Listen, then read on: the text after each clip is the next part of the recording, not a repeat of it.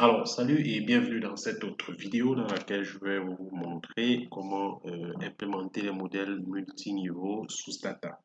Alors, les modèles multiniveaux, comme leur nom l'indique, sont des modèles qui sont caractérisés par une structure hiérarchique des données. Je vais prendre par exemple le cas euh, où on a par exemple des données sur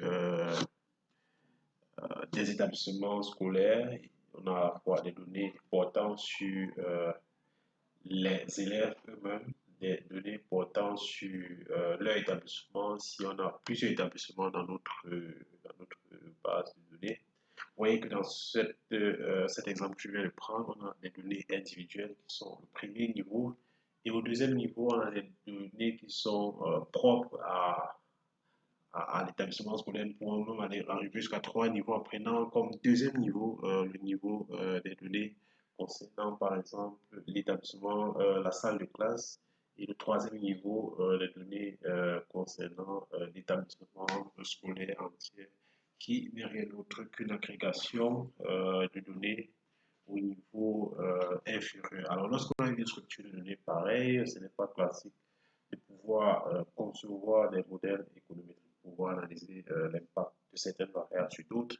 Alors, les modèles multiniveaux viennent répondre à cette question, et dans cette vidéo, nous allons vous montrer comment implémenter et interpréter les modèles multiniveaux, et nous allons nous focaliser sur les modèles logistique multiniveau plus précisément. Et si vous regardez une de mes vidéos pour la première fois, n'hésitez surtout pas à vous abonner en cliquant sur le bouton rouge à droite de votre écran. Et n'hésitez aussi pas à laisser un like, ça fait toujours plaisir de voir que le travail que j'abats vous intéresse. Alors, revenons au modèle multiniveau. Nous avons là une base de données comportant des données sur deux niveaux. Le premier niveau est constitué des données macro, des données individuelles sur une enquête démographique de santé réalisée sur cinq pays d'Afrique subsaharienne. Donc, on a le milieu de résidence, on a l'indice de richesse, on a l'âge de la femme en question, puisqu'il s'agit d'une enquête démographique de santé, l'éducation de la femme, l'éducation du partenaire, l'accouchement assisté, qui est une variable qui prend 1 si la femme a euh, fait un accouchement assisté, et 0 sinon. Alors, on a également des variables macroéconomiques qui sont des variables du niveau 2 qui concernent le pays en question, et donc les données concernant les pays comme les données, la dépense publique de santé en pourcentage des dépenses totales, les revenus national brut en parité de pouvoir d'achat et autres variables macroéconomiques sont des données agrégées au niveau des pays de notre échantillon. Alors, nous allons dans cette vidéo prendre un exemple pour vous montrer comment on peut analyser l'impact des variables macroéconomiques sur la décision de faire un accouchement assisté ou alors de faire des consultations prénatales avant l'accouchement.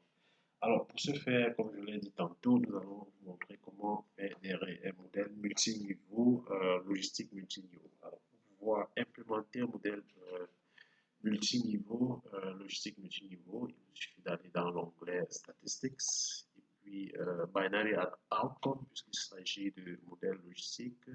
Et puis, nous allons choisir Multi-Level Logistic Regression. Cliquons dessus. Alors, notre variable dépendante, ici, nous allons choisir, par exemple, consultation prénatale. Nous allons analyser l'impact des variables macroéconomiques et même communautaires et individuelles sur voilà, le fait de faire une consultation prénatale ou pas. Alors, notre première variable dépendante, nous allons inclure le lieu de résidence. Nous allons précéder le lieu de résidence de I point pour demander à Stata de traiter la variable lieu de résidence comme une variable qualitative. Alors, nous avons également Wealth Index Factor, qui est l'indice de richesse, qui est une variable quantitative. Nous avons l'âge de la femme, nous avons son niveau d'éducation, I point, puisqu'il s'agit d'une variable qualitative. Nous avons le niveau d'éducation du partenaire, I point. Nous avons les variables au niveau macroéconomique, nous avons les dépenses de santé en pourcentage des dépenses totales, nous avons le revenu national brut, le nombre de lits pour 1000 habitants, nous avons voilà, out of pocket, les dépenses out of pocket expenditure, nous allons nous limiter à ces différentes variables. Nous avons quelques petites erreurs de random effect equation, l'équation d'effet aléatoire. Nous allons cliquer sur create et choisir notre variable pays comme la variable qui permet de passer au niveau 2, puis cliquer sur OK.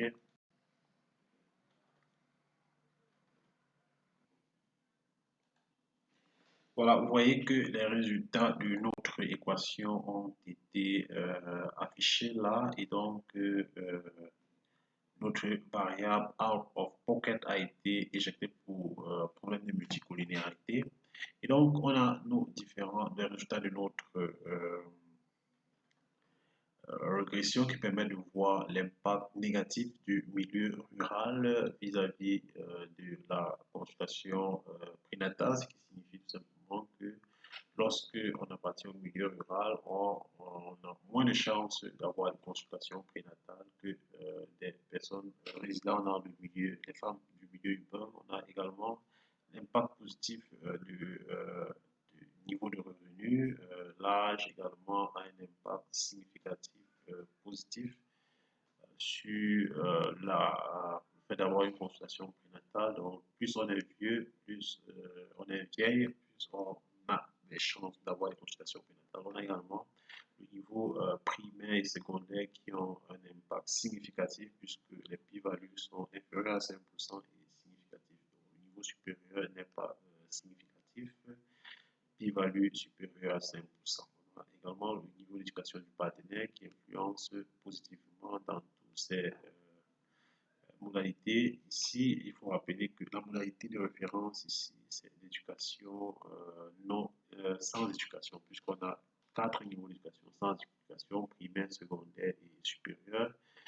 Lui, il n'affiche que 3 modalités. Donc, si nous tabulons notre variable éducation, vous verrez là que notre variable éducation a effectivement 4 modalités, no education, primary, secondary et high education.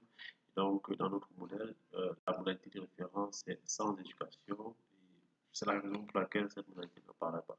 Pour ce qui est des variables macroéconomiques, elles sont toutes significatives parce que la p-value est à 5%, donc le revenu national brut influence négativement sur voilà, la consultation prénatale, ce qui paraît ambigu. On a également le niveau des dépenses de santé qui influence significativement et positivement. Pareil pour le nombre de lits d'hôpitaux, le nombre d'infirmières, le nombre de sages-femmes pour 1000 habitants. Le variable out of pocket a été retiré de notre échange.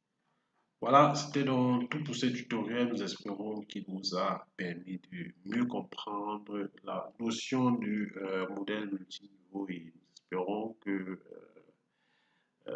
il vous aura été vraiment utile. Et si vous ne l'avez pas encore fait, abonnez-vous si ce n'est pas encore le cas et n'hésitez pas à laisser un gros pouce bleu et